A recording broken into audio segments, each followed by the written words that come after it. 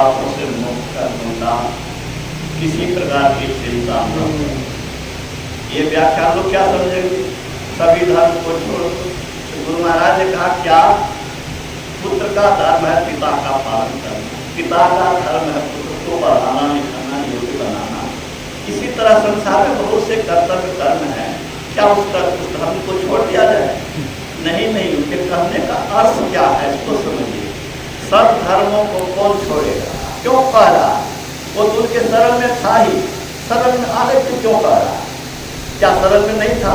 अगर शरण में नहीं था तो उनके चरण में पैतावे के निकट बैठ करके एक नौकर के भांति क्यों बैठ गया?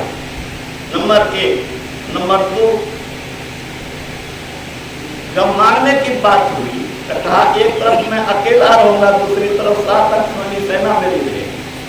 तुम पर मेरी नजर पहले पड़ी है, तुम पैर के को बैठा हुआ था, पैर के निकट तो स्वाभाविक है आँख खुली, तुम पर नजर पड़ी। कहा पहले तुम मांगो, इसलिए कि तुमको मैंने पहली बार देखा।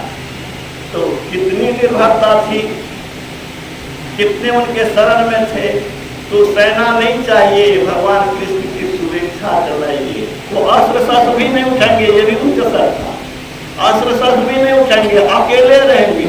और तब भी उसको चुना, इसका मतलब कितना उस निर्भर था कि शरण में तो था ही। लेकिन इसके बावजूद अगर कह रहा है कि सभी धर्मों को छोड़ के मेरी शरण में आ जाओ, तो अब ये व्याख्या कहीं आपको नहीं मिलेगा। पहुंचे हुए संत ही व्याख्या कर सकते हैं। क्या व्याख्या की उन्होंने? धर्मों से कौन छूटेगा? जो कर्म से छूटेगा।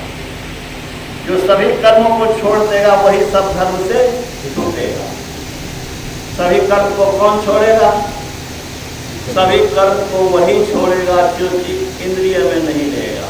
आंख में रहेंगे तो आंख देखेगी ही, शरीर में रहेंगे तो शरीर का काम होगा ही। ये इंद्रियां काम कब नहीं करेगी? जब हम समाधिस्थ हो जाएंगे। चेतन भार आंख देखती है तब जब हम जगे रहते हैं। सोए हुए में कहाँ देखते हैं? सोए हुए मन भी कुछ नहीं देखता है, नहीं कुछ कर पाता है। ये इंद्रियां शिथिल हो जाती है अंतर में समाधिस्थ होने पर। समाधिस्थ होने पर ही सब कर्म छूटेंगे, और सब कर्म छूटेंगे तो सब धर्म छूटेंगे, और सब धर्म छूटोगे तभी तुम मेरी शरण में आओगे। ये कहने का तात्पर्य है। ये व्याख्या गीता योग प्रकाश के अतिरिक्त, पहुंचे हुए संत के अतिरिक्त हमको आज तक तो